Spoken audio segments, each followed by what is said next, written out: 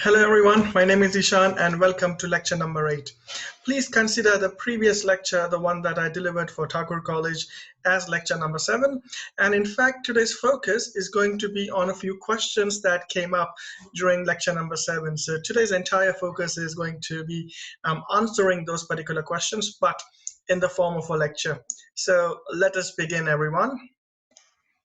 As mentioned before, the focus of today's lecture is based on a few questions and a few comments that were raised after I published the lecture for Thakur College online.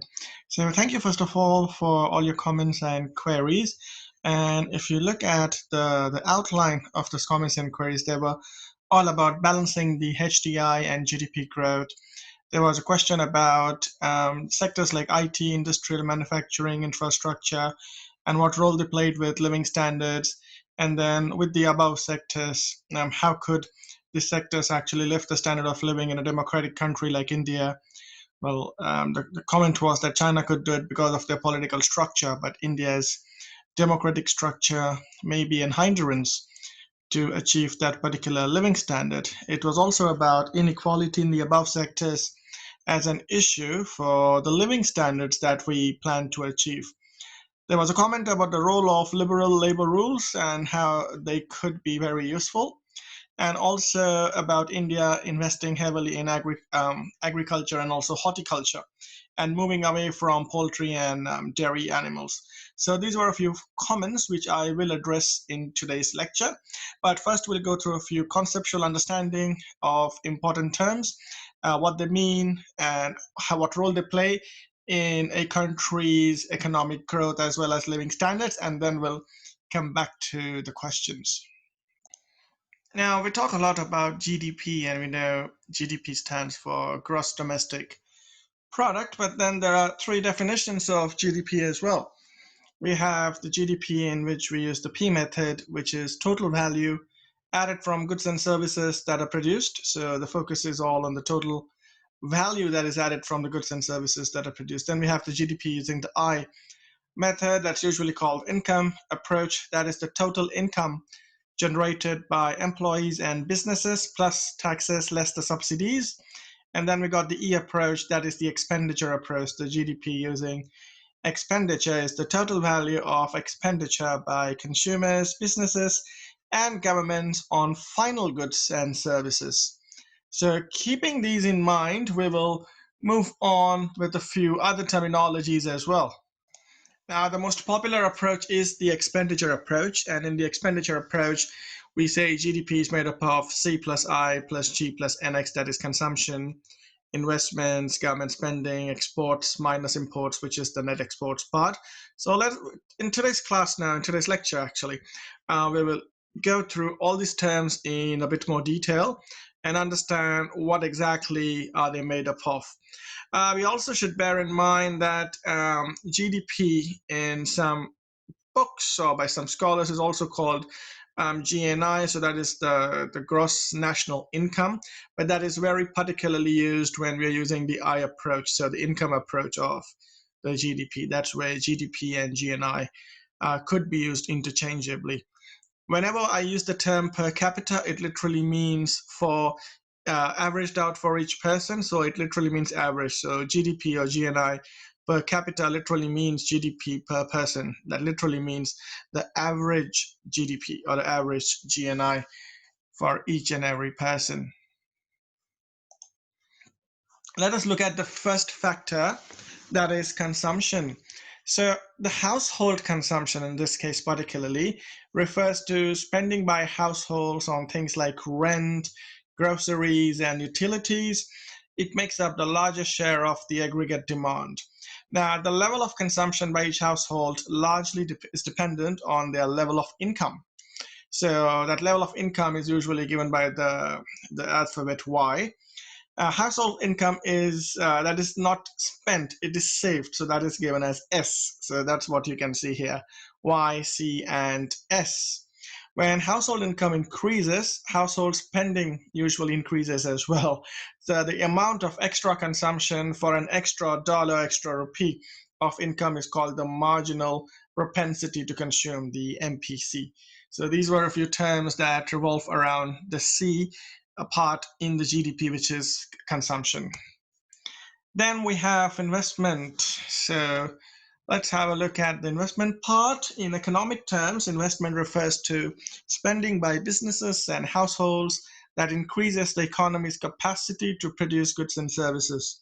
This includes building new houses and offices, purchasing machinery, construction of roads and other physical infrastructure, as well as purchasing computer software and undertaking research and development. The level of investment in the economy is determined by a range of factors, including interest rates, expected profits, government policy, and also some changes in technology.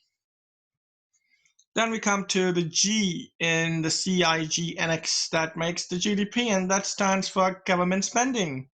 Now, governments spend money on hospitals, schools, defense, roads, transport, and many more. Of course, some countries we know spend a lot more on defense, whereas some other countries spend less on defense, spend more on hospitals and schools.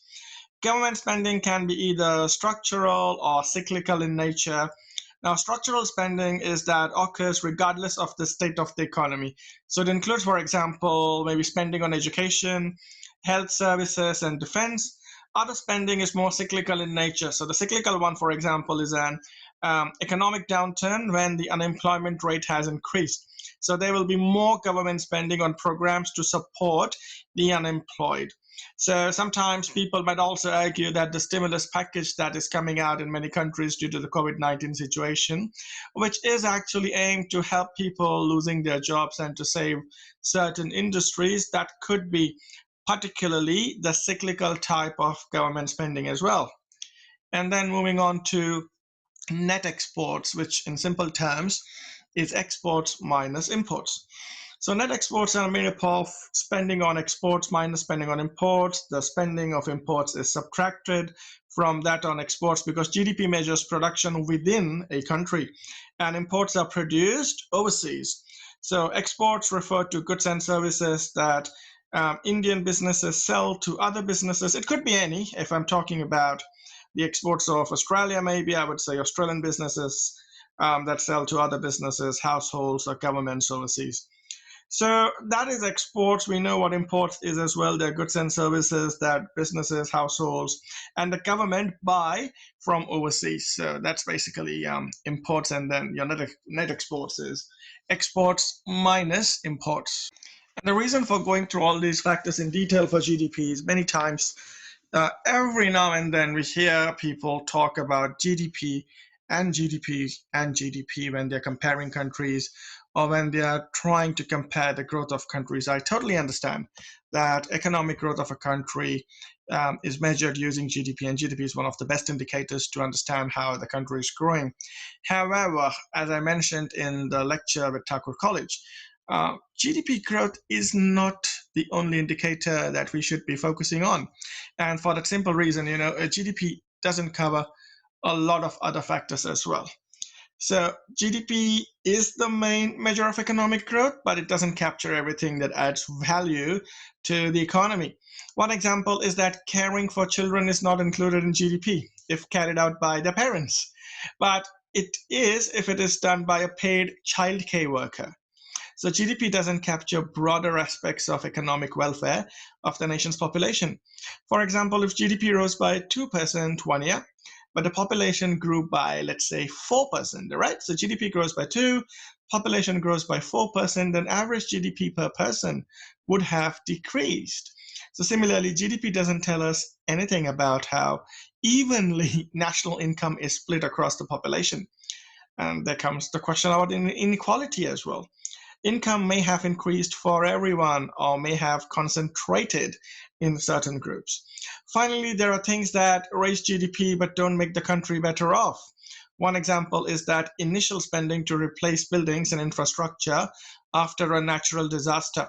So once you're replacing buildings and infrastructure after a natural disaster has destroyed everything, well, that spending is accounted for the calculation of GDP. But it's not really adding anything new. Well, it's replacing something that has been destroyed. So these are the shortcomings of GDP. There are more shortcomings as well. It's more to do with the freedom of press, freedom of expression, freedom of speech, freedom of religion, freedom of your lifestyle choice, the pollution in the country, the carbon footprint, the amount of clean air, open parks, nature parks, greenery, flora, fauna, noise pollution, sound pollution. These factors do matter as well. Say crime rate also matters, the stability of the government, if your country is at war. So these factors, or even inequality or gender roles, for example, pay inequality, these factors matter heavily towards the standard of living in a country and towards people's welfare. And these are not really captured by GDP, for which, of course, we have a better measurement index. One of the co-founders, or the person who actually developed this theory further, is none other than the social scientist from India, the economist from India, Amartya Sen. So he was the one that really took the study for Human Development Index forward. HDI is Human Development Index. Definitely, if you're looking at the standard of living of countries, it's a better measure compared to GDP. It was created to emphasize that people and their capabilities should be the ultimate criteria for assessing the development of a country and not just economic growth alone. Now, the HDI can be used to question national policy choices, asking how two countries with the same level of GNI per capita can end up with different HDI outcomes. Now, how is that possible? Yeah, so the GNI per capita is the same. That is the average income, but then the development outcomes are different. So these contrasts can stimulate debate about government policy priorities. The HDI is a summary measure of average achievement in key dimensions of human development: a long and healthy life, being knowledgeable, and have a decent standard of living. The HDI is the geometric mean of normalized indices for each of the three dimensions. The health dimension is assessed by life expectancy at birth. The education dimension is measured by mean of years of schooling for adults aged 25 and more, and the expected years of schooling for children of school entering age. The standard of living dimension is measured by gross national income per capita. So not the total one, but the one that is averaged for each person. Now, the HDI uses the logarithm of income to reflect the diminishing importance of income and increasing that of GNI. The scores for the three HDI dimension indices are then aggregated into a composite index using geometric mean. So that gives us the total HDI score that we usually see. Now, if you look up HDI for different countries, you will either get a score or you will get a ranking for HDI. So here we see the HDI index for India, and it is visible that it has been getting better with time. So that is good. Good to know that. In 1990, it was 0.427. 2012, it was 0.6. Around 2017, it was 0.640. So it's getting better. It is slow and steady, which is a good sign. There is no doubt. However, we need to better this index at a faster rate, because it is not only India that is getting better off with the HDI, but other countries are also getting better off. India ranks 129 in the world, and we have a long way to go. So, however, since a lot of Indians consider China as their economic rival, the HDI of China is not really noteworthy either. So if you're looking at that comparison, the HDI for China is, well, it's more than India, but not significantly more. If India is at 0.640, China's HDI is 0.758.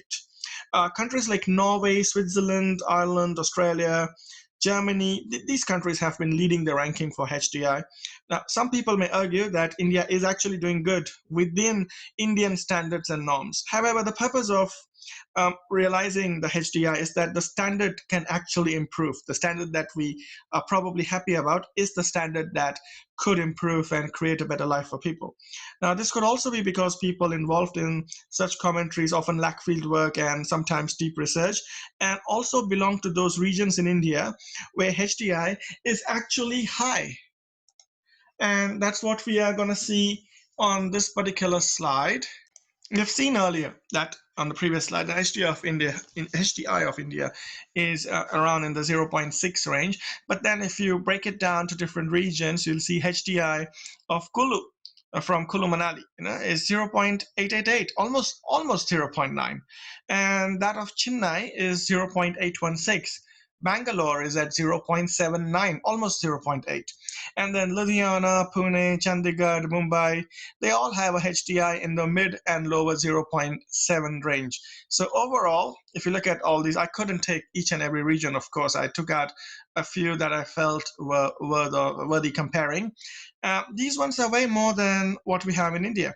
But again, if this is compared to that of China as a whole, China has an HDI of 0.758.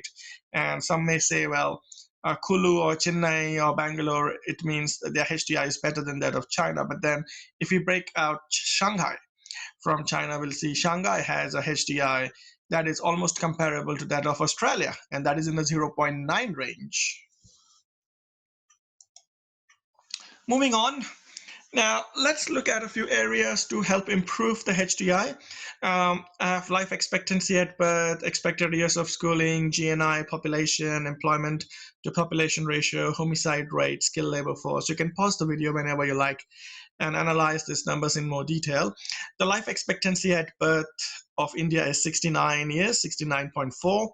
This is determined based on the healthcare quality, affordability, and accessibility of health system, the amenities in the public hospitals, disease control, affordability and accessibility of medicine, hygiene standards, sanitation, access to clean drinking water. So these factors really contribute to that life expectancy at birth.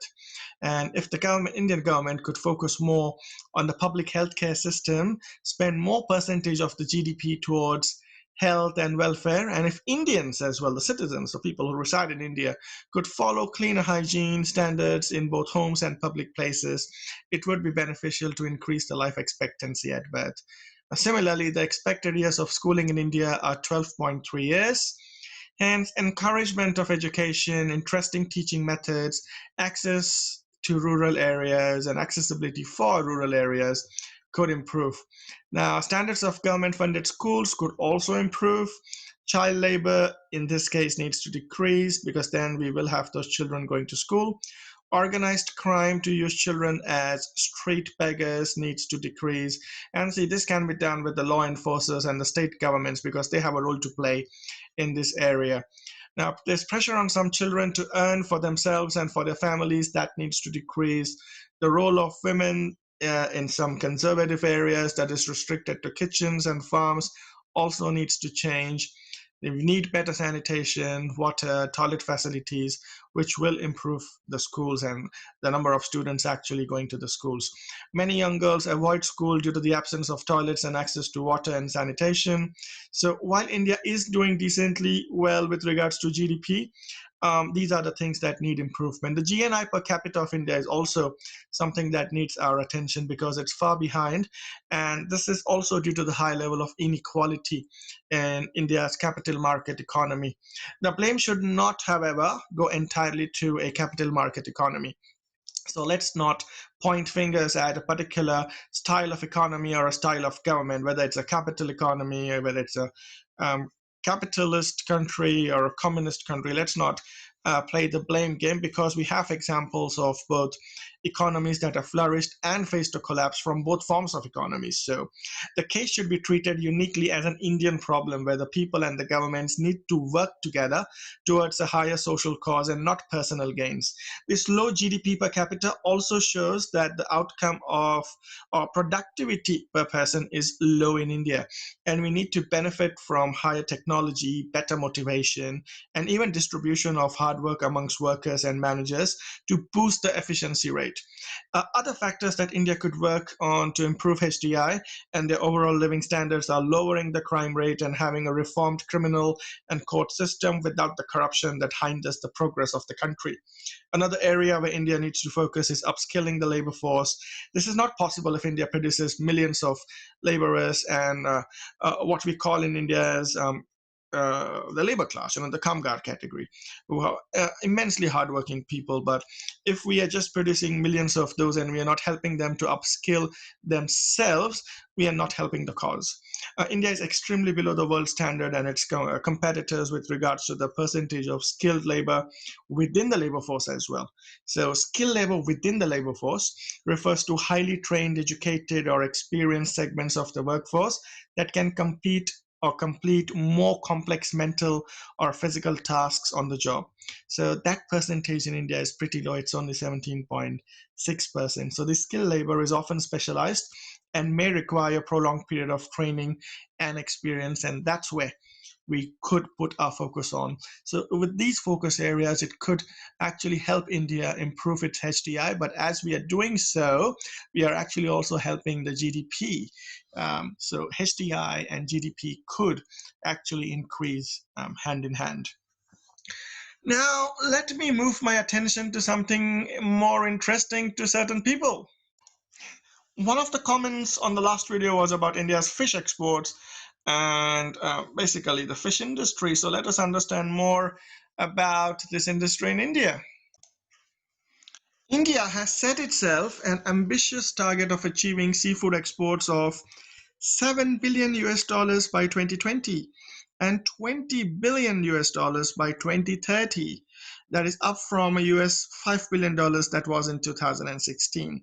So with aquaculture contributing about 70% of India's exports, India currently has less than 5% of exports in the value-added fisheries, and the target is to achieve 40% value addition by 2020. So we have some ambitious targets.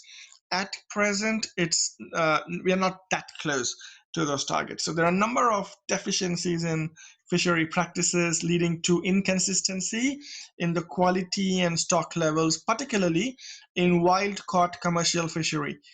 Poor management and control has also led to wastage and loss of revenue. Remember how earlier I was focusing on productivity and efficiency? Now these are some hindrances. Wastage, for example, is really coming in the way of loss of revenue, and when it comes to having a better efficiency. There is a growing emphasis on commercial aquaculture, but again, there is lack of technology. Not saying India doesn't have technology, but there is lack of high-end technology, and especially at the rate at which the world is growing, especially countries that are adapting to newer technologies, that's lacking in India. And the process knowledge and shortage of skilled manpower is hampering the growth of commercial aquaculture.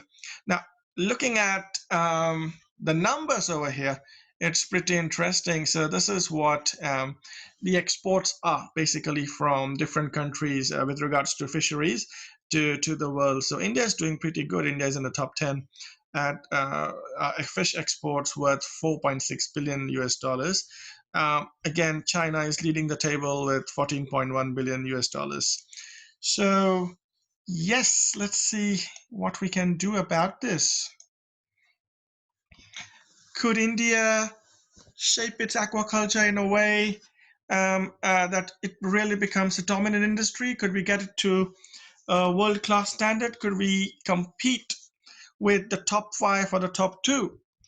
India could shape its aquaculture by increasing the contribution of aquaculture as a source of sustainable seafood production as well. And this can be done by decreasing the dependence on Vennamai shrimp farming, and you could also look at other prawn species as well as some fin fish species as well. Now, with better utilization of freshwater, brackish water, and open sea resources for aquaculture, India could achieve these targets as well. India could continue focusing on or increase their focus on near coast aquaculture and develop the potential of inland fisheries as well. They could adopt to new technologies such as RAS, I'll talk about it very soon, cage culture, and processing automation. There could be development of skill labor Pool and maintaining stringent quality standards as well. Once again, stringent quality standards will need better technology and less corruption, of course. Now, recirculation aquaculture systems. This was the one I was talking about before. RAS actually stands for recirculation aquaculture systems, and they represent a new and unique way to farm fish.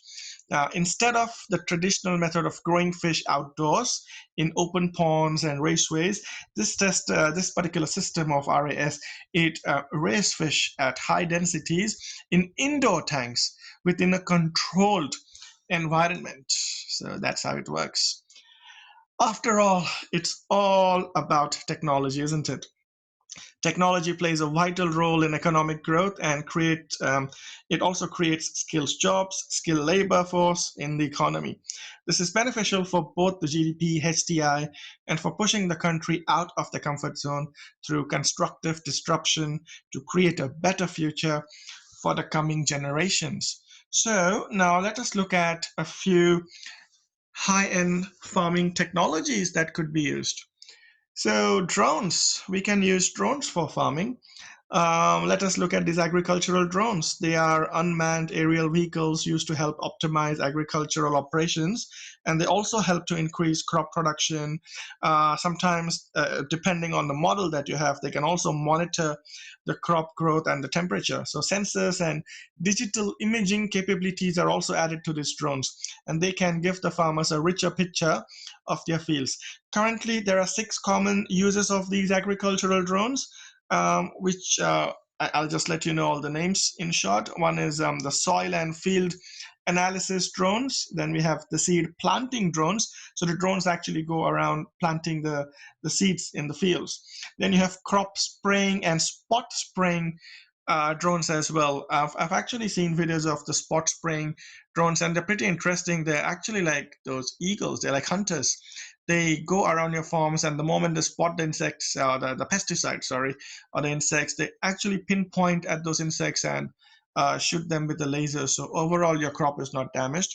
So that is called the crop spraying or the spot spraying. Then you got crop mapping and surveying, which can be done through drones, irrigation monitoring and management. You can have real-time livestock monitoring as well. Interestingly, there are actually some new careers in this field as well, and we have some universities in Australia, even at the university that I work, that have courses now or degrees for agricultural drone pilots. So think about it, new generation. Do you want to be, what would you like to do when you grow up? Would you like to be an agricultural drone pilot? Sometimes it is also the upsizing of the machines and agricultural automatives, to help to do the task at a large scale. So these machines are, well, if it is of course better technology, but if you look at them, it's basically increasing the size to get things done on a much larger scale. So these are some interesting machines that India could use as well. India has a scope to use such agricultural machines to develop this technology, but locally, and to manufacture them locally too. Now, this way, the youth in India can gain the knowledge and also make these machines instead of simply learning how to operate imported machines for their agriculture. Now, each task that is completed manually could be completed with these modern machines. Some argue these machines take away human jobs. However, these arguments are not entirely true. The jobs lost are real. However, they are not only they're not just jobs lost, they're actually low-skilled jobs that are lost. The number of high-skilled jobs created instead in making and maintaining these particular machines actually exceeds the number of jobs that are lost. And now let's have a look at some modern fish farming methods. Maybe just pause the video and picturize what modern fish farming or aquaculture looks like. I won't be explaining each and every slide here. Just enjoy the view, okay? The photos and the slides, because this is what's going around the world with regards to modern fishing methods. This is a fishing farm in where was it? Where I got this photo. This was Sweden. Then you have ones in the rough oceans as well. Look at this farming, sea farming, aquaculture. Brilliant, isn't it? And something very different here, using actually divers and setting up those fields under the water, not just having irregular nets, but this fascinating way of actually farming sea life. So why am I telling you all this? It's not because I like fish. I'm a vegetarian. I don't eat fish, but it's because I like to get everyone's attention for a concept called pounds for pound. So it basically means different sources of animal protein. So by animal protein, I mean meat. In our diet places different demands on natural resources. So when we eat meat, that demand is actually, because of that demand, we'll need farming. Because of that farming, natural resources will be used. So this measure, one measure of these feed and conversion ratio, it's an estimate of the feed required to gain 1 pound of body mass. So by this measure, in short, farming salmon, for example, is about 7 times more efficient than raising beef.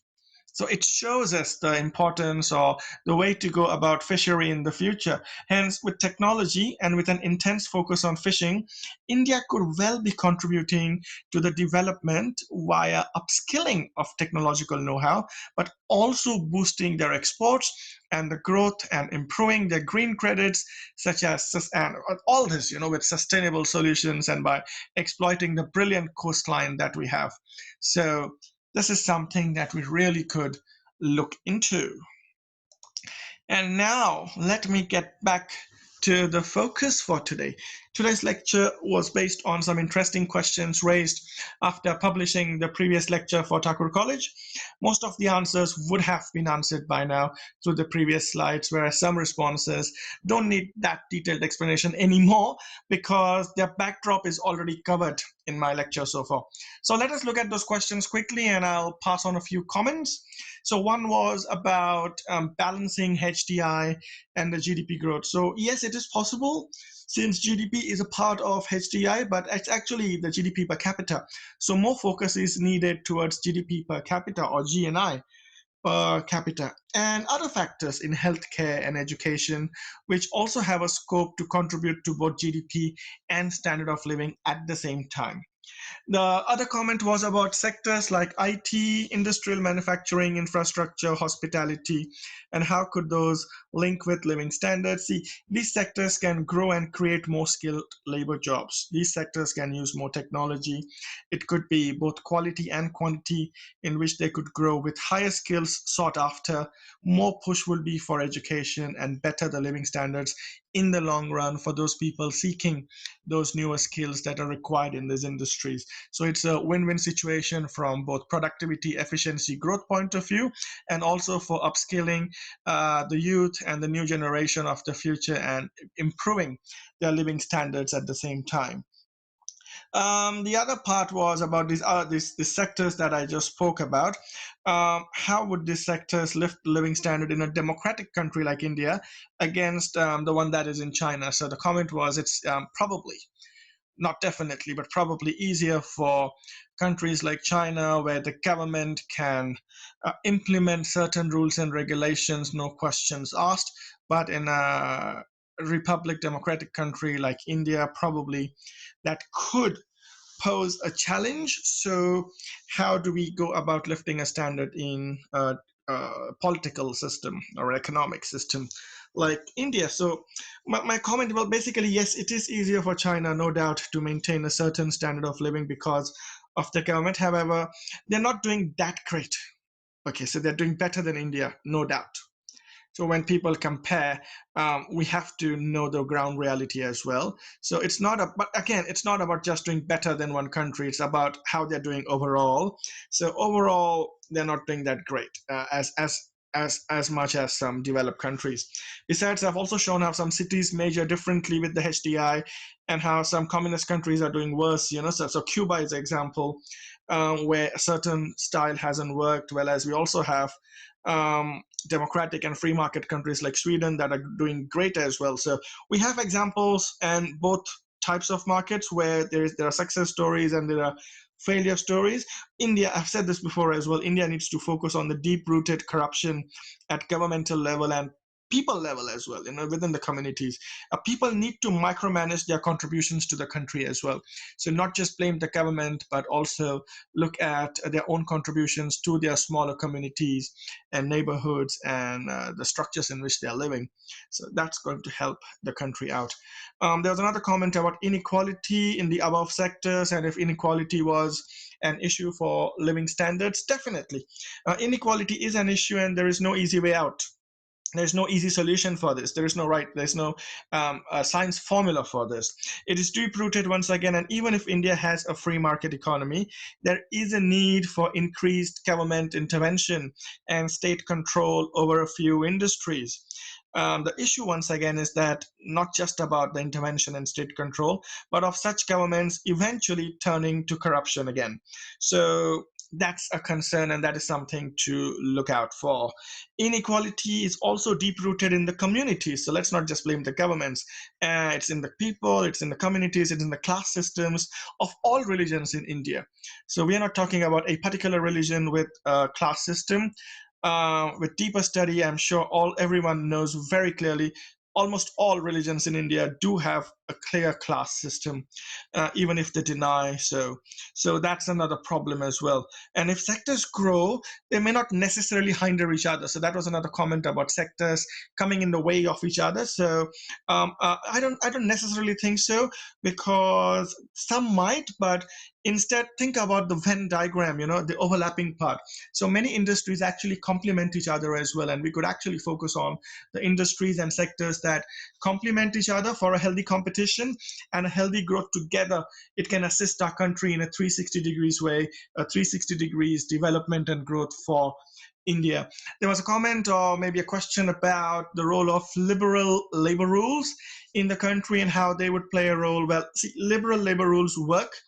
And many times I'm very much for them, but what happens is with liberal labor rules, they work if the people, the labor class, are willing to make the best out of those particular rules and regulations. So motivation, better working conditions, upskilling them, usage of technology to assist the laborers with their productivity, these things are going to help. See, once again, corruption and laziness could come in the way and act as a hindrance in this particular liberal labor rule strategy as well. So there could be problems in no matter what route you take, and those problems are something we could pay more attention and work together as a society. There's another question about India investing heavily in agriculture and horticulture. Absolutely, yes.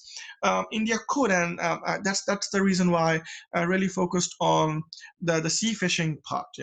I didn't focus today much on agriculture because I'm planning to do that in another video. But even if we speak of agriculture, and I showed a lot of technologies or machinery that is pretty modern that could help agriculture. Absolutely, with using those new technologies, using those new methods, exploiting India's coastline, definitely India could heavily invest in agriculture and horticulture, in aquaculture, and they could move away from poultry and dairy animals and focus on the seafood exports, try to be in the top 2, top 3. So definitely that is possible for sure.